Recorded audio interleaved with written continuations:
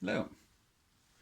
Whilst digging around earlier on for some information in some of my books and things, I came across a few of my old CB books and magazines. So this was one of the very first ones I ever bought. The condition's really nice, as you can see. It's the Big Dummies Guide to CB Radio. I've got the other version to this, which is the UK Guide to UK CB Radio, which it's similar but not the same. But even though it says Guide to UK CB, it says AM FM SSB on the bottom of it. So I'll have to dig that one out. So that's all we have. Big Dummies Guide to CB Radio. Summertown, Tennessee. Published copyright 1976. We can just see it there. I think it'll focus. Copyright 76, second edition 77.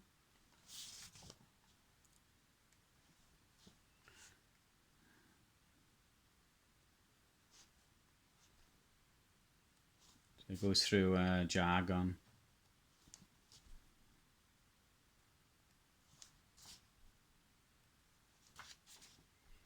Again, a handle. I had a couple of handles to start off with. I settled on one which I had for over 10 years. First handle I think was the Green Man, or the Little Green Man. Why I picked that, I don't know. And it was the Black Russian. And then I settled on the Pioneer, which I had for quite some time. Again, the radio check. Pegging my meter. We used to say up in the strawberry patch. If you were really strong, up in the strawberry patch. Or bending the needle.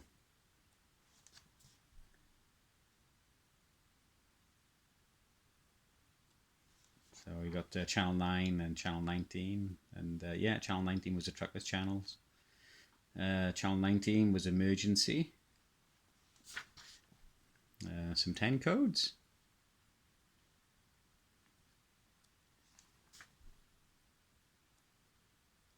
Nice rig. Yep. So, yeah. Skipland. I mean, back in the early 80s, propagation was immense. And FMCB 2781. Struth. Scotland and most parts of the UK, but especially Scotland, was loud and proud, as they say. Virtually every day through the summer, back in the early 80s. So we didn't have the FCC, but we did have the Radio Investigation Service, or the Buzzbees as it was called. I got busted. In, I'm not sure exactly when it was. But it was early 80s. Maybe around about 83, 84 or something like that. I had a Hy-Gain 5, which I'd saved up quite a long time to buy. So I had a Hy-Gain 5. I built myself a 3-element Yagi out of the other Big Dummies Guide to CB Radio. It was a Long John, a 3-element Long John Yagi. It was meant to be a 4-element, but I only had enough aluminium for a 3-element. So I cut up 2 thunder poles to make a 3-element Yagi. So I got a knock on the door. I wasn't in at the time. I was in school, and my old man let him in, and they took everything. They took everything. I plug in a wall linear amplifier as a Targi. Can't remember the model, but a valve amplifier. They took that. They took a couple of legal FMCBs. They took my Hy-Gain 5. And they took various other bits and bobs as well. Left a bit of paper with serial numbers on, and if it ever came legal, if those radios ever came legal, And of course, I could then apply to get them back. They took the FM radios because they were tweaked up just a bit. I mean, looking back at it now, I mean, extra watt or two is not going to make any difference. But back in the day, it made all the difference. You could squeeze an extra watt out of your 4-watt CB, then yeah. But it all went anyway. My friend also got busted the same day.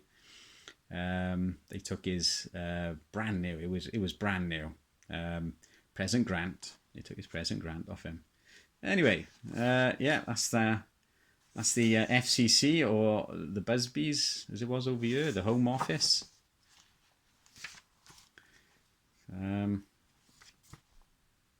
Buying a new rig. I did have a couple of new radios. I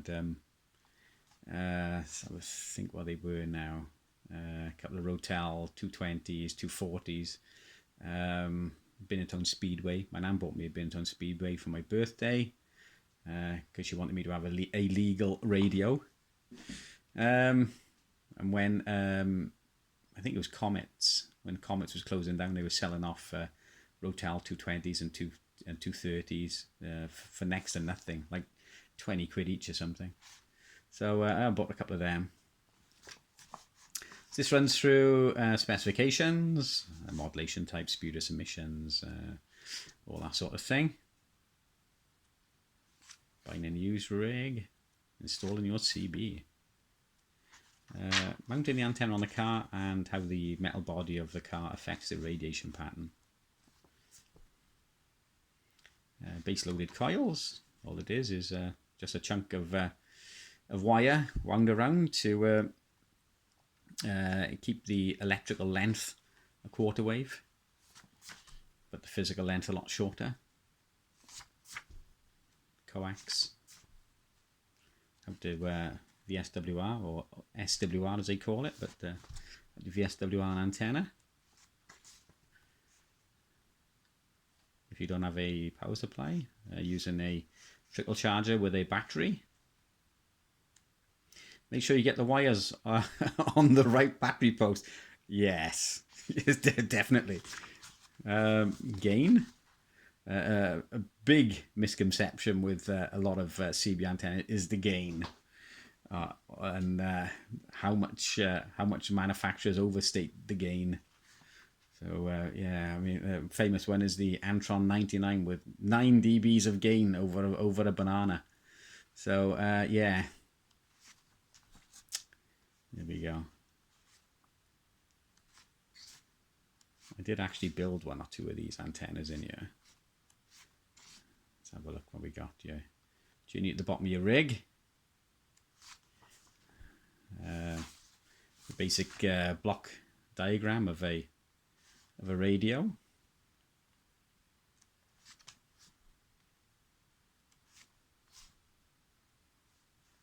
What these things do: relays, transformers, audio transformer, I should imagine, crystal, sort of things. We got your talking skip. There we go. And now your signal bounces off the ionosphere.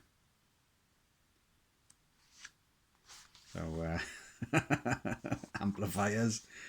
Who doesn't use an amplifier, or who hasn't used an amplifier, I should say. There you go. A rather nice 5-element horizontal Yagi. There.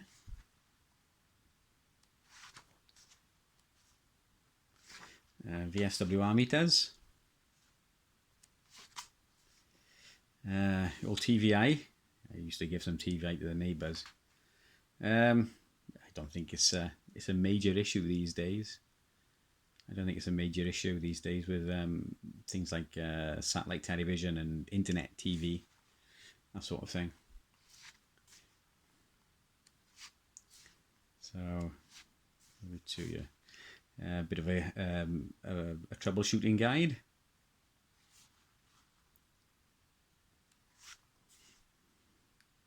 Fuse blows when rig is turned on. Short or blown transistor inside the radio. Generally, though, it's the protection diode. Generally, that's if the radio's got one. hasn't been blown before and removed. So generally that's what it is. Do not replace the fuse with a larger fuse or aluminium foil. I've actually seen nails and screws in place of the fuse. So, yeah.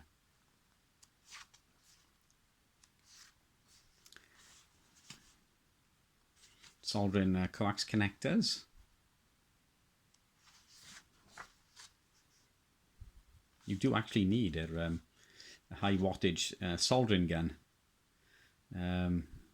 I mean, a soldering iron will do it, but it transfers so much heat over a long length of time that the insulation in the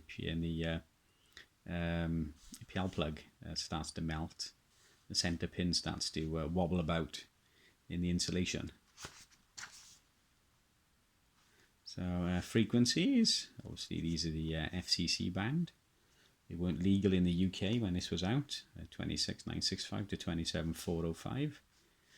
In the UK 40, 2781 as I know it as, 27601 to 27991 on FM. So I actually built this aerial. This is just a quarter wave ground plane. So 102 inches of aluminium up the top and 104 inches of wire. It worked okay. Just a ground plane. That's basically the same thing, made out of coax though. You've got a dipole, basically the same thing but without the extra legs. I've got a similar one I built for 20 meters. This is for CB band, but I built one for 20 meters, which is almost 12 foot long, and that works quite well. I built one of these. I've got it down the shed. It's a 2-element quad. The 3-element is rather large, so I've got the 2-element and I've had that for quite some time. I've got the 2-element quad. Forward gain is around about, I don't know, maybe, they reckon it's about 8, but I don't know, I think that's a bit dubious. I probably see about anywhere between about 5 and 7 dBs of forward gain over a dipole. So yeah, they're using bamboo. I used fiberglass just because Sandpipers is not too far away. So got some real nice antennas there. A big Bertha, whatever. So they quote 2-element quad as 9 dBs of gain, which I think is a bit optimistic, overly optimistic. So that's basically, there's the 10 codes there. So that's basically the Big Dummies Guide to CB radio. So I was digging around, I came across this one. And I also came across another book, which is very interesting. I was slurping my can. It's a bit curly, a bit well used, but what a good book. Servicing UK CB Radio by Michael H. Tooley. I've had this quite some time.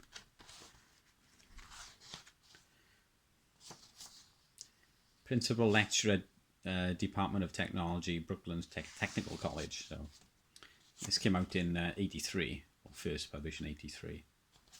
So I've had this for quite some time. So it says Citizens Band is a short-range, low-powered personal two-way radio system which anyone suitably licensed. I mean, they dropped the licenses quite some years ago now. Suitably licensed can participate. The UK system uses FM in 27 and 934 megahertz. Well, they dropped 934 quite some time ago. And current estimates suggest that the service has in excess of 500,000 regular users. I think that's dropped a bit since then. But it's got some really good stuff in this book. We got, yeah.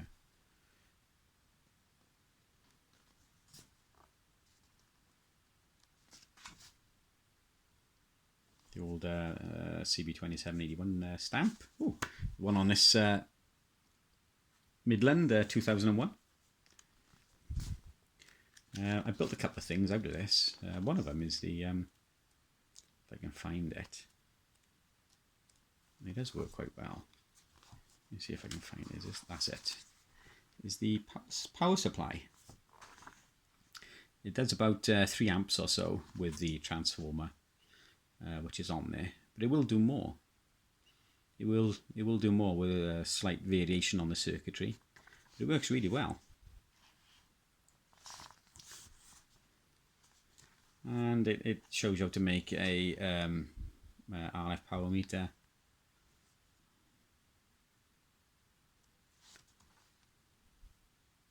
RMS voltage versus power in watts. It's a very good book. It gives you 1 or 2 pull-out diagrams, I'm sure it does. Let me just find them again.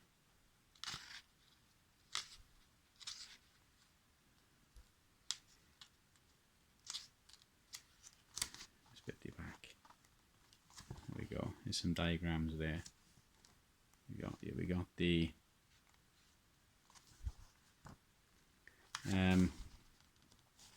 the different list of manufacturers at the time. Barracuda was Halfords. Binotone, Speedway, which is what I had, was Binotone House. Cobra was Mura. Ham International was Ham International, 25 Buckland Road, Leicester. Harrier was Dixon's.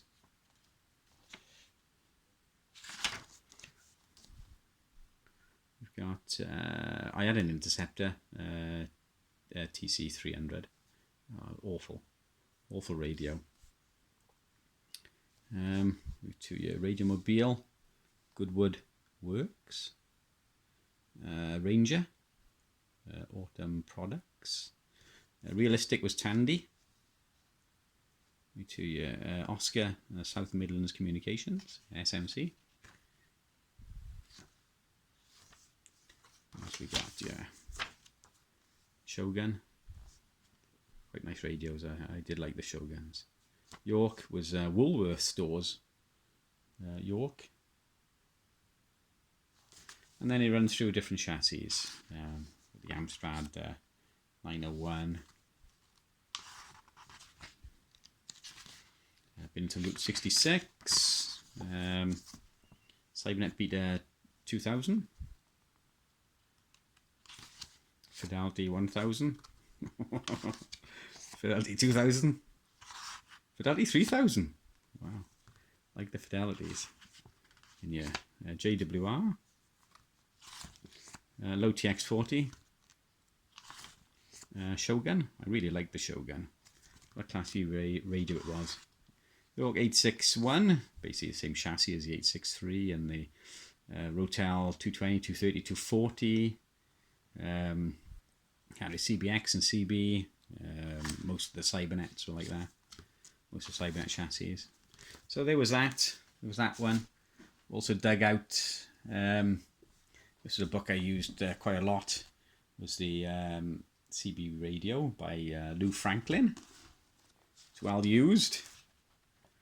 Another good CB. Another good CB book. And of course, anybody who's into Cobra 148s or anything like that is going to have the Uniden Export Service Manual. Again, that's well used. Years old. There's that one. And